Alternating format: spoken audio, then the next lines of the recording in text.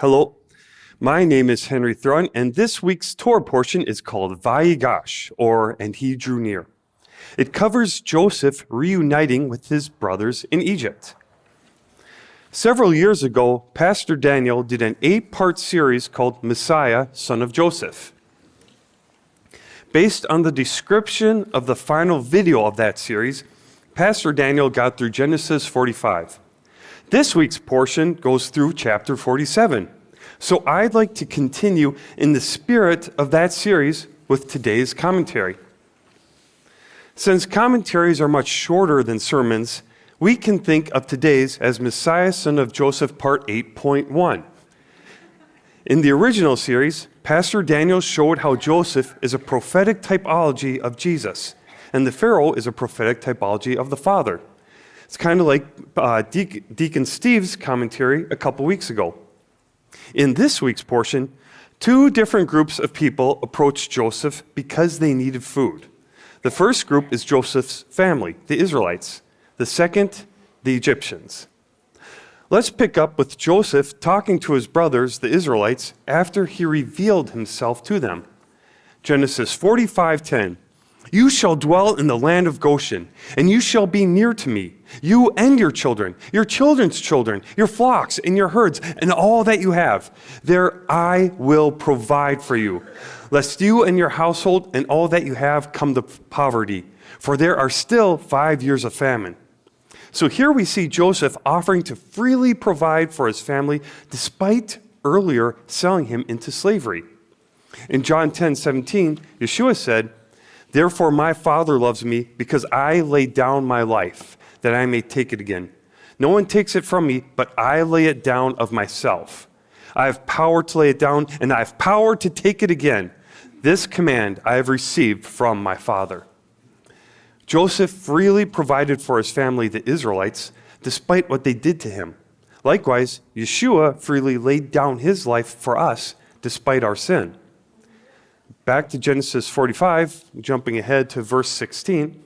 Now the report of it was heard in Pharaoh's house, saying, Joseph's brothers have come. So it pleased Pharaoh and his servants well. And Pharaoh said to Joseph, Say to your brothers, do this, load your animals and depart, go to the land of Canaan. Now Pharaoh and his servants were pleased about Joseph's brothers. Bring your father and your households and come to me. I will give you the best of the land of Egypt, and you will eat the fat of the land. Now you are commanded, do this. Take carts out of the land of Egypt for your little ones and your wives. Bring your father and come. Also, do not be concerned about your goods, for the best of all the land of Egypt is yours. Pharaoh was so pleased by Joseph that he gave his family the best Egypt had to offer. In John 14:21, Yeshua said, He who has my commandments and keeps them, it is he who loves me. And he who loves me will be loved by my Father, and I will love him and manifest myself to him. Just as Pharaoh blessed Joseph's family, the Israelites, the Father loves those who love his Son. Just as the Pharaoh's blessings came through Joseph, God's blessings come through Jesus. Now, Genesis 46, verses 8 through 25, lists the names of Jacob and his family who went with him to Egypt. In verse 26, all the persons who went with Jacob to Egypt, who came from his body, besides Jacob's sons' wives, were 66 persons in all. And the sons of Joseph, who were born to him in Egypt, were 2 persons. All the persons of the house of Jacob who went to Egypt were 70. So this was all of Israel traveling to Egypt. Let's go ahead to Genesis 47:5. Then Pharaoh spoke to Joseph, saying, Your father and your brothers have come to you. The land of Egypt is before you. Have your father and brothers dwell in the best of the land. Let them dwell in the land of Goshen. And if you know any competent men among them, then make them chief herdsmen over my livestock. As he promised earlier, Pharaoh gave the Israelites the best of the land. Let's look at what God will give to Christians. Revelation 21:23. The city had no need of the sun or of the moon to shine in it, for the glory of God illuminated it. The Lamb is its light, and the nations of those who are saved shall walk in its light. and the kings of the earth bring their glory and honor into it. Its gates shall not be shut at all by day. There shall be no night there, and they shall bring the glory and the honor of the nations into it. As Pharaoh gave the Israelites the best of the land then, God will bring the followers of Jesus into the New Jerusalem at the end of the age. Now moving a little further ahead in Genesis 47, verse 11. And Joseph situated his father and his brothers and gave them a possession in the land of Egypt, in the best of the land, in the land of Ramesses, as Pharaoh had commanded.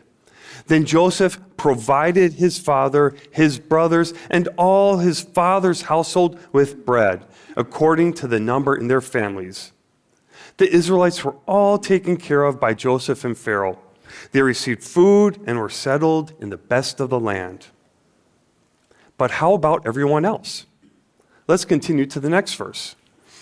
Now there was no bread in all the land, for the famine was very severe, so that the land of Egypt and the land of Canaan languished because of the famine. And Joseph gathered up all the money that was found in the land of Egypt and in the land of Canaan for the grain which they bought. And Joseph brought the money into Pharaoh's house. At this point, while the Israelites were taken care of, the Egyptians had spent all their money to buy food from Joseph. So when the money failed in the land of Egypt and in the land of Canaan, all the Egyptians came to Joseph and said, "Give us bread, for why should we die in your presence? For the money has failed." Then Joseph said, "Give your livestock, and I will give you bread for your livestock if the money is gone." So they brought their livestock to Joseph, and Joseph gave them bread in exchange for the horses, the flocks, the cattle of the herds, and for the donkeys.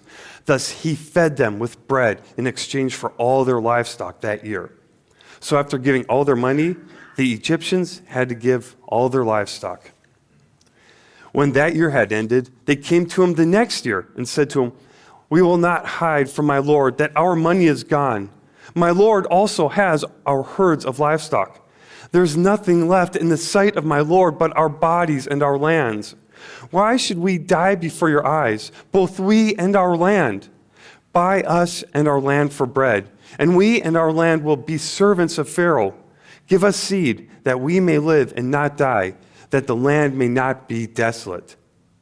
The Egyptians were all out of money, livestock, and food. They had nothing to offer Joseph except themselves and their land. Then Joseph bought all the land of Egypt for Pharaoh, for every man of the Egyptians sold his field because the famine was very severe upon them. So the land became Pharaoh's. And as for the people, he moved them into the cities, from one end of the borders of Egypt to the other end. To get food from Joseph, the Egyptians had to give their money, their livestock, and their land. It reminds me of when the rich young man approached Jesus. Matthew 19:16. Now behold, one came and said to him, "Good teacher, what good thing shall I do that I may have eternal life?" So he said to him, "Why do you call me good?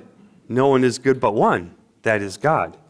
But if you want to enter into life, keep the commandments." He said to him, "Which ones?"